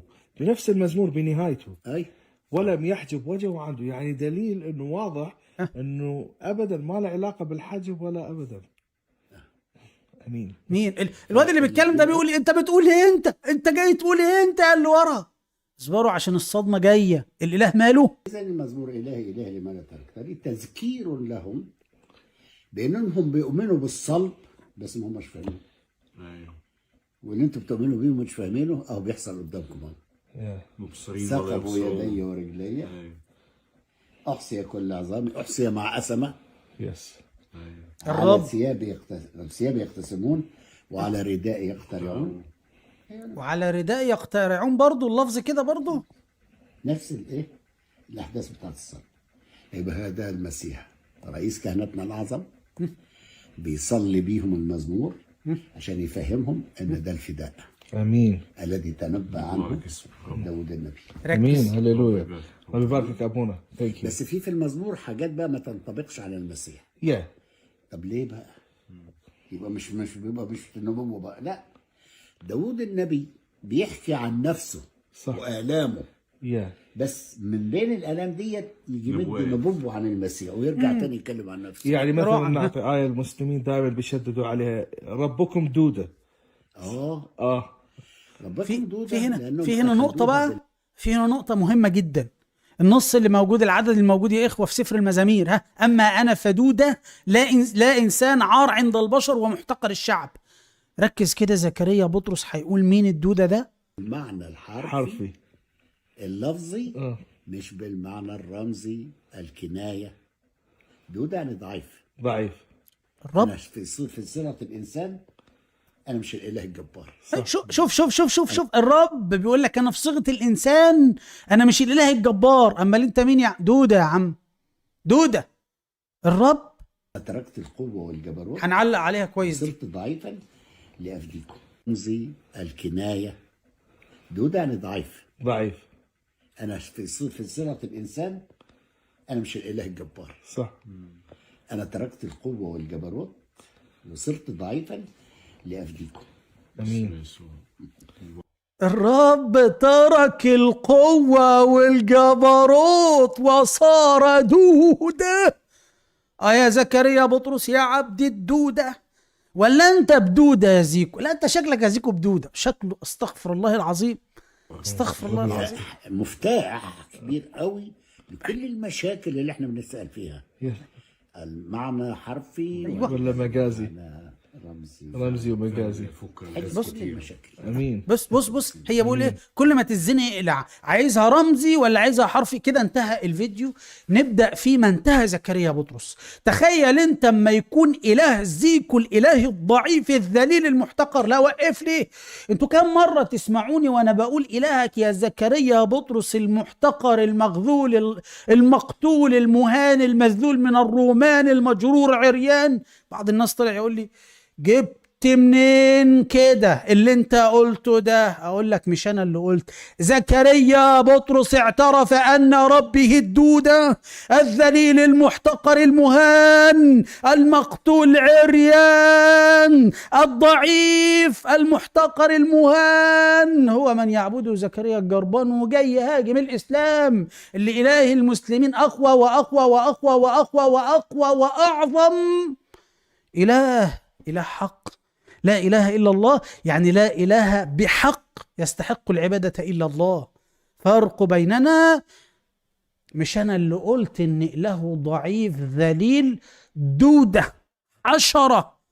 من بين الآلام ديت يجي مد نبوبه عن المسيح ويرجع تاني يتكلم عن نفسه. يعني مثلا نعطي آية المسلمين دائما بيشددوا عليها، ربكم دودة. ربكم دودة لأنهم أخذوها بالمعنى الحرفي اللفظي، مش بالمعنى الرمزي الكناية. دودة ضعيف.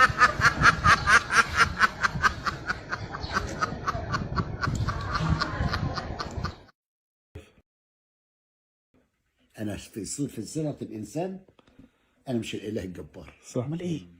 أنا تركت القوة والجبروت وصرت ضعيفا لأفديكم. زكريا يا مختل، ألا تفكر تعبد حشرة تعبد حشرة.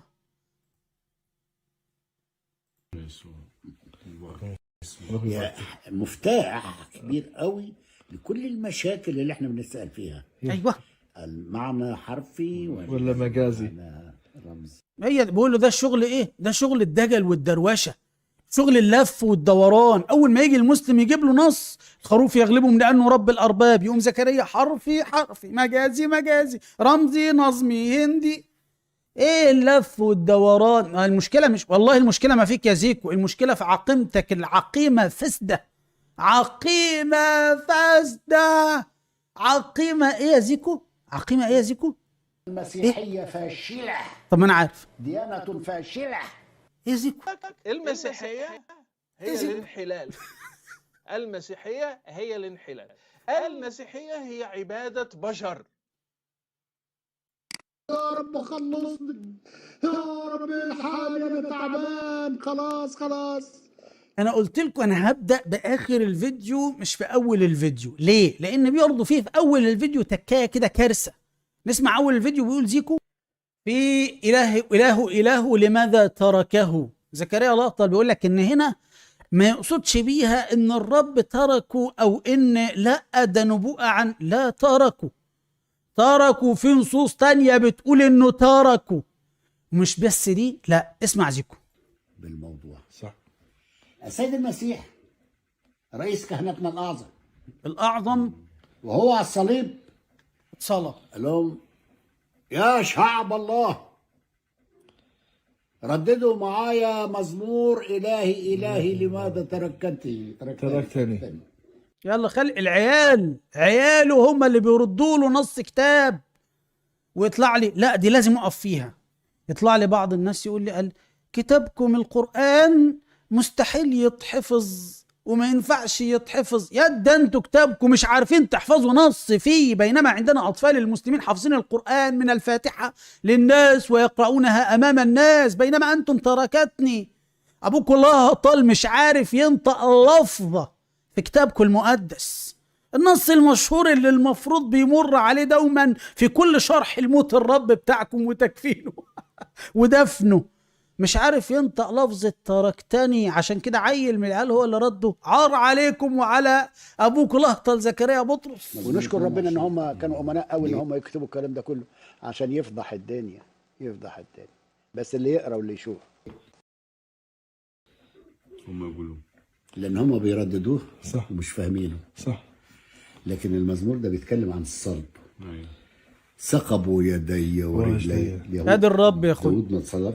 ما تنساش ان في اول السؤال الواد سأله قال له الرب لما قال الهي الهي، ادي الرب بتاعه يا اخويا ماله مثقوب يا فندم. ثقبوا ايديه ورجليه. لا وقف، لحظه.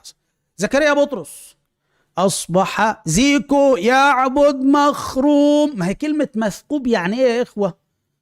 يعني مخروم. زكريا بطرس بيعبد ايه يا اخوه؟ مخروم. وقف. يعني زكريا بيعبد مخروم وجاي يهاجم الاسلام؟ ادي يا زيكو يهطل اللي انت فيه ده. ايه اللي انت فيه ده؟ الله يزيدك بلاء وزادك غباء وفضحت في الارجاء يا زكريا، يا هباء في هباء. وحلوه ومحدش يقول لي عيد تاني يا علاء. لان هم بيرددوه صح ومش فاهمينه. صح. لكن المزمور ده بيتكلم عن الصلب. ايوه ثقبوا يدي ورجلي. داود ما اتصلبش ولا ثقبوا يديه ولا رجليه. واقترعوا على ثيابه. احصوا كل عظامي. ركز. اقتسموا ثيابي. صح. وعلى ردائي ارقوا قرعه. الله. وعلى ايه؟ وعلى ردائي. انت يا زكريا مكسوف انك تقول الرب بتاعك على لباسه ألقوا قرعة؟ مش انا بقول لكم على فكرة والله العظيم بفضل رب العالمين في الاسلام العظيم ما تحتاجش ان انت بتتكلم انك تقعد تداري وتقول الفاظ مش موجودة، بل تطرح ما في القرآن والسنة بدون حرج. اللي عاجبه عاجبه، اللي مش عاجبه يلعب في حواجبه. بينما هو زكريا وعاقبته أتباعه دوما لما تيجي اللفظة يكون فيها ممكن يبدل لك النص خالص، ده ممكن ينكر لك كلام ربه بس عشان ما تمسكش عليه حجة. زكريا قال وعلى ردائي ألقوا قرعة، النص بيقول وعلى لباسه ألقوا قرعة، لكن زيكو مكسوف من لباس الرب بتاعه. إنجيل يوحنا إصحاح 19 العدد 24. فقال بعضهم لبعض لا نشقه بل نخترع عليه لمن يكون ليتم الكتاب القائل اقتسموا ثيابي بينهم. مين؟ الرب بتاع زكريا بطرس. وعلى ايه يا فندم؟ وعلى ايه ألقوا قرعة؟ عملوا على اللباس بتاع إله زكريا بطرس قرعة. مين اللي ياخد اللباس؟ خلاص يعني خلاص مكان أطنيل زكريا. ما هو انت لو راجل رد، لو انت لو راجل اقبل المناظرة قبل ما تموت، ما انت خلاص كركبت وحالتك بقت حالة. اسأل الله ان يزيدك بلاء وان يزيدك عار وان تفضح عقيمتك امام الناس قبل ان تموت اكثر فاكثر. الفيديو ده قلت لكم لسه امبارح، بس لسه امبارح ما طولش يعني. ان لم تتب من هذا الزندقة والحقد الذي على الاسلام الذي انت عليه. الله ده المسيح. يعني بيقول لهم مزمور 22 اللي انتوا بتصلوا بتاع داود النبي قدامكم بيحصل. فرددوا معايا. رددوا معاه. إلهي لماذا؟ طبعا الأغبياء بيقول للرب اللي فوق. ربنا فرقتين. لا بنفس المزمور ابونا في آية الرب اللي فوق بيقول للرب اللي تحت بيقول اللي فوق. دي نقطة مهمة جدا. في أول الفيديو قال كلمة، والكلمة دي أنا بقول لك يعني بيها يكفيك عار إن زكريا بطرس بيستعر من دينه ومن عقيدته. أول الفيديو الولد بيسأله بيقول له الرب اللي كانوا يقصدوا رب يسوع المسيح على الصليب. الرب ماله؟ إلهي لماذا تركتني؟ واضح السؤال؟ واضح السؤال. واضح. الإجابة. ركز. المقدمة زي ما حضرتك تحب ونخش في الموضوع. امين. لأن أي تعليم بيبقى له مقدمات، لازم يعني ليه خلفية. صحيح. فنستوضح الخلفية ونطبق على الموضوع. صح. ركز. انجز يا زيكو انجز. مين اللي صلب المسيح؟ اليهود والله هم اصلا مش بعيد يقولوا المسلمين هم اللي صلبوه. المهم والمسيح لما اتكلم الكلام ده كان بيكلم مين؟ اليهود. ماشي. ركز. اليهود عندهم تقليد في العبادة. ماشي. تقليد في العبادة. بس الكهنة يبتدي الصلاة. ركز. والتقليد ده لازال عندنا في الكنيسة الأرثوذكسية. صح. لازال ايه؟ قال لك لازال عندهم، بيقول لك عندنا. ما معنى كلمة عندنا؟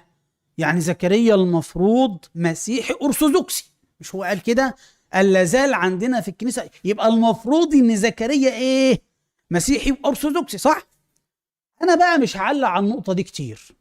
الإخوة المهتمين بالرد على التنصير، والإخوة اللي عندهم ثقافة عالية أو ثقافة عادية في معرفة العقائد المسيحية في الطوائف، اسأل نفسك كده، كم مرة زكريا بطرس ينكر عقيدته وينكر معتقده وينكر كنيسته فقط لإرضاء المسلمين أو خوفا من فهم المسلمين لعقيدته الصحيحة؟ كم مرة؟ زكريا كل ما يتزنق في خطية أو كل ما يتزنق في عقيدة اللي هي يرميها ورا ظهره حتى لا يفضح أمام البشرية. وانت عارفين الفيديو الأخير ده، جزء الصغير اللي قاله ده، اللي قاله في كنيستنا الأرثوذكسية دي، ده جزء ده في العبادة. اسمع بس كده. الكهنة يبتدي الصلاة. والتقليد ده لازال عندنا في الكنيسة الأرثوذكسية. صح. انت تعرف بالجزئيه الصغيره دي انا ممكن ابقى اعمل فيها حلقات وسلسله حلقات كامله، ان زكريا بيرمي عقيدته في الزباله بس عشان ما يتفضحش قدام المسلمين. ايه رايكم؟ كل ما يتزنق في عقيده من العقائد عنده ارمي شرح نص من الكتاب. ليه؟ لان انا لما هاجي بقى اتكلم بعد كده، انا مش هتكلم بعد كده كلام نصوص واساله اقول له فين الدليل، لا، انا هطرح له كمان تفاسير الارثوذكسيه المفروض تبقى حجه عليه. زيكو بيطلع ينكر ابدا ان اللاهوت اتصلب، مع ان العقيده الارثوذكسيه بتقول ان لاهوت الابن اتصلب عادي. لا، وحاجات كتيره جدا من هذا، وتألم اقنوم الكلمه عادي. لكن زيكو كل ما تزنق يقلع، يا حبيبي يا مسلم احمد ربك على نعمة الإسلام.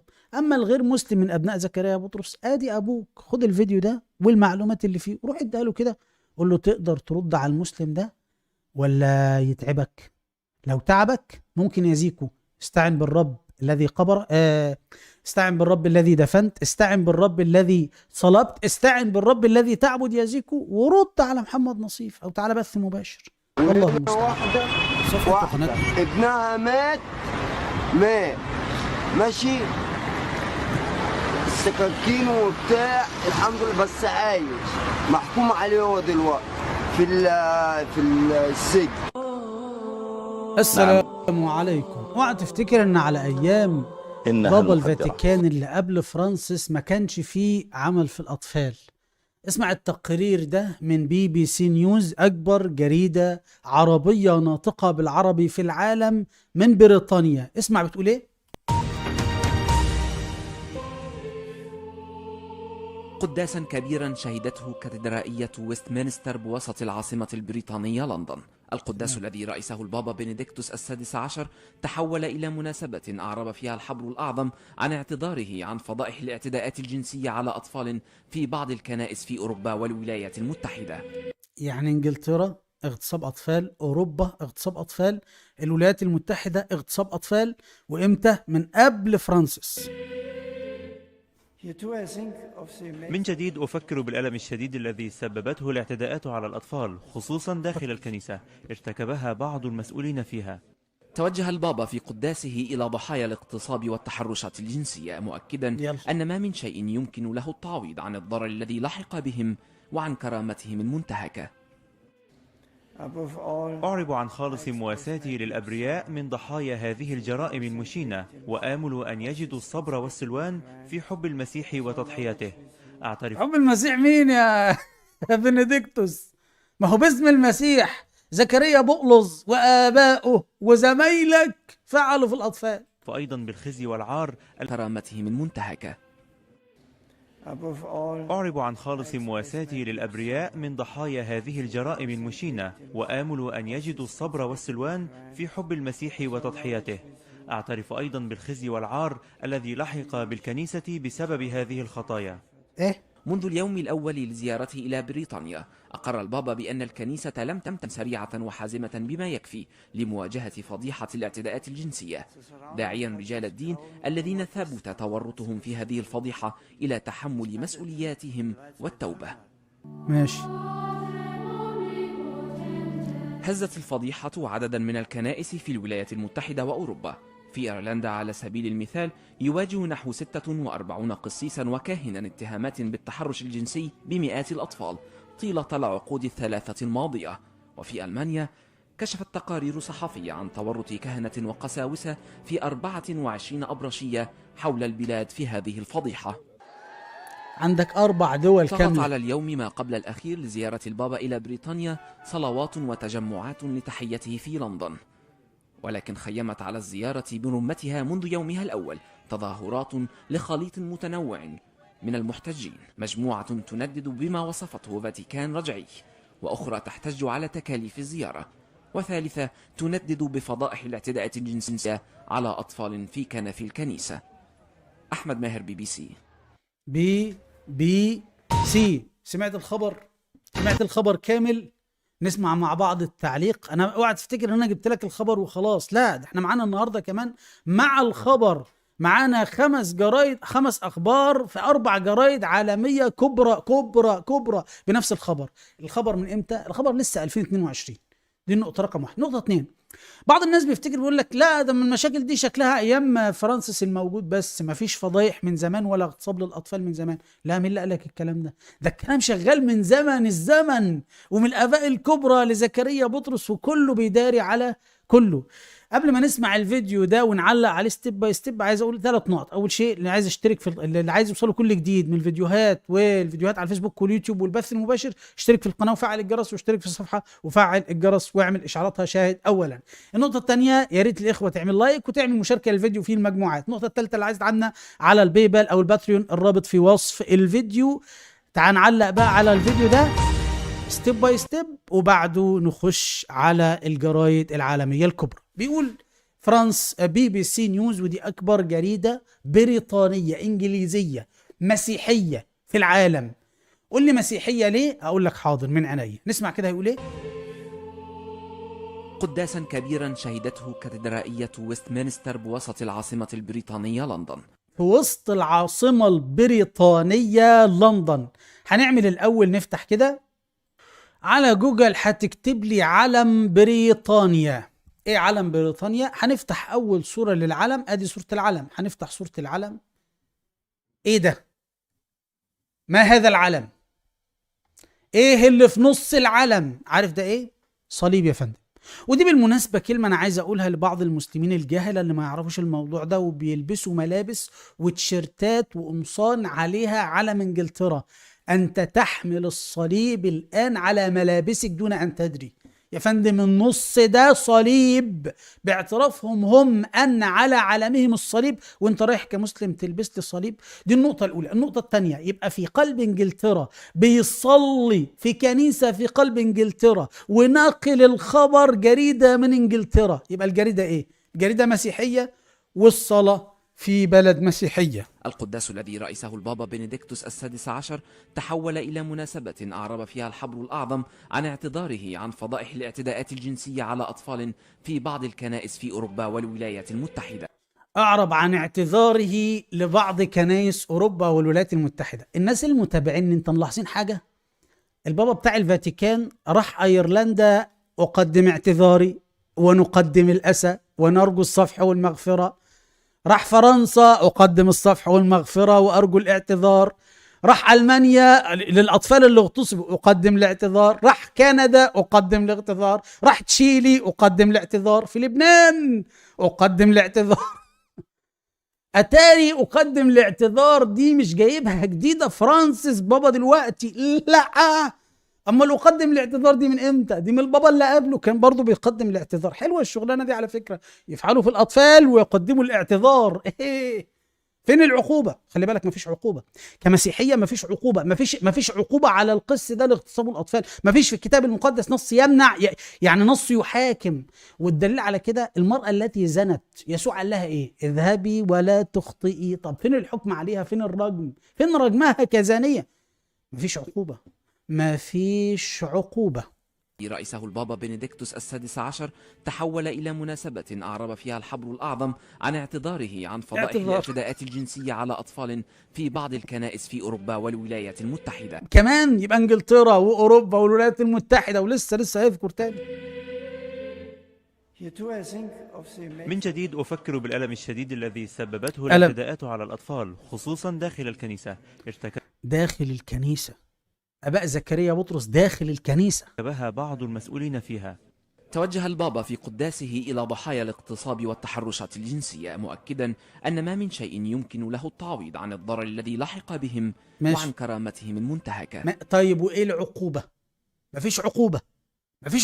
بقول لك دي لو عملها شيخ مسلم كانوا قصفوه حبس أشغال شقة مؤبدة وما إلى ذلك، وحق لهم أن يفعلوا. لا ده أنا هزيدك من الشعر بيت على لو أكابر مشايخ المسلمين ثبت عنهم اغتصاب طفل أو طفلة فلتعدموه. وعندي دليل من القرآن: إنما جزاء الذين يحاربون الله ورسوله ويسعون في الأرض فسادا أن يقتلوا أو يصلبوا. يبقى في إيه؟ في عقوبة أهي، قتل على قتل الإيه؟ قتل المغتصب، حتى وإن كان شيخ مشايخ المسلمين. خلي بالك على فكرة ممكن يطلع برضو واحد يقول لك إيه؟ طب ما أنتوا عندكم شيوخ بتعمل. إحنا قلنا 50,000 مرة يا عمي اسمعوا الفيديو ده، أنا عامله لكم مخصوص. العيال العلمانية والعيال النصارى وعيال زكريا بطرس يقول لي طب ما في مشايخ بتعمل. شايفين الفيديو ده على اليوتيوب كده، اكتب لي أقوى رد في التاريخ إذا أخطأ قسيس قالوا طب ما المسلمين بتغلط، محمد نصيف، وخش شوف الفيديو بنفسك. في أكتر من 12 دليل إن ما ينفعش أنت كمسيحي أو ابن زكريا بطرس أو زكريا بطرس ما ينفعش يستدل الاستدلال ده علينا. ليه؟ إحنا عندنا في الإسلام في عقوبة. 1 2 احنا ما عندناش في الإسلام حد بياكل الرب ويشرب دمه عشان الرب يعصمه، بينما أنتم تأكلون الرب وتشربون دمه، فالقياس فاسد. احنا ما عندناش ان الرب بيحل فينا فقياسكم فاسد. احنا ما عندناش ان احنا هيكل الله فقياسكم فاسد. احنا ما عندناش ان احنا حد فينا ياكل الرب ويشرب في دمه عشان الرب يعصمه من الخطأ فقياسكم فاسد. احنا ما عندناش ان الرشم يعصمنا من الخطأ فقياسكم فاسد. احنا ما عندناش ان نفعل كل خطية وبلية وعصية وفجر وكفران بالرحمن ثم حذا الأمة مكانك، واحد بريء مات مكانك فيغفر لك ذنوبك. ما عندناش الكلام ده، احنا ما فيش عندنا، فقياسكم فاسد. العيال اللي بيقعدوا يعلقوا لي كل فيديو انزله على طب ما انتوا عندكم، لو ما اتفرجتش على الفيديو ده انا بحظر مباشرة. فهمني نكمل الفيديو. أعرب عن خالص مواساتي للأبرياء من ضحايا هذه الجرائم المشينة، وآمل أن يجدوا الصبر والسلوان في حب المسيح وتضحياته. في حب المسيح وتضحياته. ايه يا جماعة تضحياته دي؟ منتهى البساطة، كلمة عشان ننجز: مات الرب ليغفر لهم خطاياهم، بس كده. فزكريا بطرس الرب مات مكانه عشان يغفر له خطاياه، فزكريا يفعل كل خطية وكل عصية وكل اغتصاب للأطفال اللي راحة واللي جاية. أيضا بالخزي والعار الذي لحق بالكنيسة بسبب هذه الخطايا. أوبا على الكلمة دي، الجرائم المشينة. خزي وعار لحق الإيه؟ يقدر يقولها شيخ مسلم؟ يقدر يقولها الشيخ مشايخ المسلمين أو أقل شيء في المسلمين؟ يقول لك خزي وعار لحق المسجد؟ ما يقدرش. عارفين ليه؟ لأن الكهنة عندهم المفروض إنهم هيكل الكنيسة أو جسد المسيح، يعني المفروض إن هم جسد الرب أو أعضاء. أما تعلمون أنكم هيكل الله وروح الله ساكن فيكم. فلما يفعلوا الخطية يبقى بيسوءوا الإيه؟ يبقى بيسوءوا للدين ككل. إحنا بقى ما عندناش كده، فالقياس فاسد. اسمع، أكبر راس في الكنيسة بيقول إن الكنيسة مالها؟ أصابها عار فلتحمدوا ربكم على نعمة الإسلام. وآمل أن يجدوا الصبر والسلوان في حب المسيح وتضحيته. اسمع، أعترف أيضا بالخزي والعار الذي لحق بالكنيسة بسبب هذه الخطايا.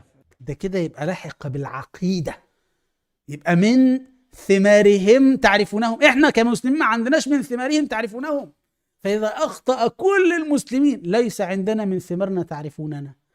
شفت الفرق بيننا وبينهم؟ ما ينفعش تعترض عليها وتقول لي طب ما المسلمين بتغلط. منذ اليوم الأول لزيارته إلى بريطانيا من أول قرر يوم البابا بأن الكنيسة لم تمتن سريعة وحازمة بما يكفي لمواجهة فضيحة الاعتداءات الجنسية، داعيا رجال الدين الذين ثبت تورطهم في هذه الفضيحة إلى تحمل مسؤولياتهم والتوبة. يبقى رجال الدين ثبت عليهم هذه الفضيحة، دي نقطة واحد. نقطة 2، رجال الكهنوت. احنا ما عندناش في الإسلام رجال كهنوت، على فكرة كمان ما عندناش في الدين، ما عندناش في الإسلام حاجة اسمها رجل دين. رجل دين بصفة معينة وهيئة وكهنوت وما إلى ذلك، ده ما عندناش في الإسلام. ده أنت ممكن جارك سباك، نجار، حمال حطب، بتاع جزم، بيصلح جزم، ممكن يتعلم علم شرعي يصير من كبار علماء المسلمين بلا كهنوت وبلا يتقال له راجل دين وما راجل دين. ما عندناش كهنوت، ما عندناش احنا، بل عندنا الولاية. شوف الولي دي، سيبك من الدجل والدروشة والله حي والتنطيط والكلام الفارغ ده، انا بتكلم بقى الولي. اسمع كده في القرآن ورا الذكر ايه؟ ألا إن أولياء الله لا خوف عليهم ولا هم يحزنون. مين ذكرهم الله؟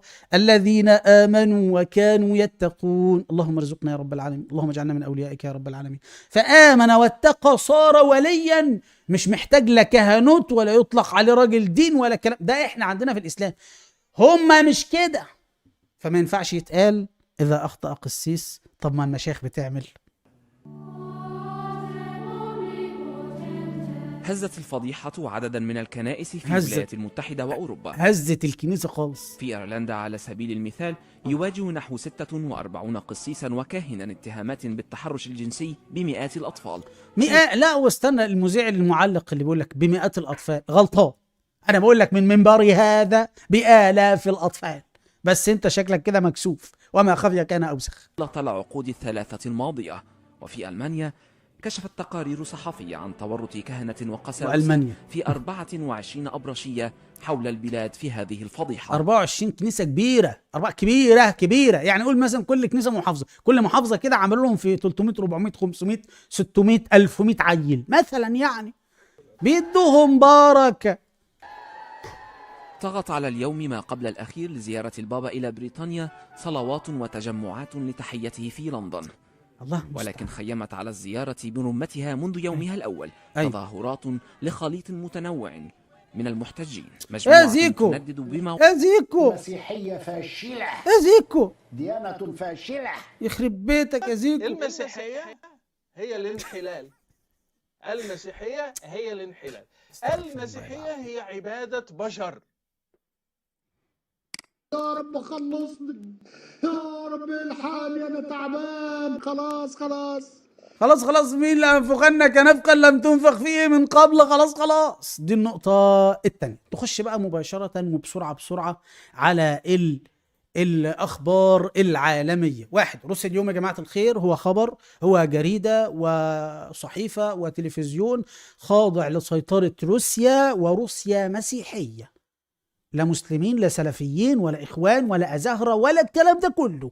أما إيه يا عم؟ دول نصارى أرثوذكسي كمان. مين؟ روسيا اليوم الخاضعة لسيطرة روسيا. الخبر من إمتى يا محمد يا نصيف؟ الخبر من 20/1/2022. شوف أخبار لسه طازة برضو، ما بوختش ولا حمضت، ما تقلقوش ولله الحمد. تجريم البابا بنديكتوس السادس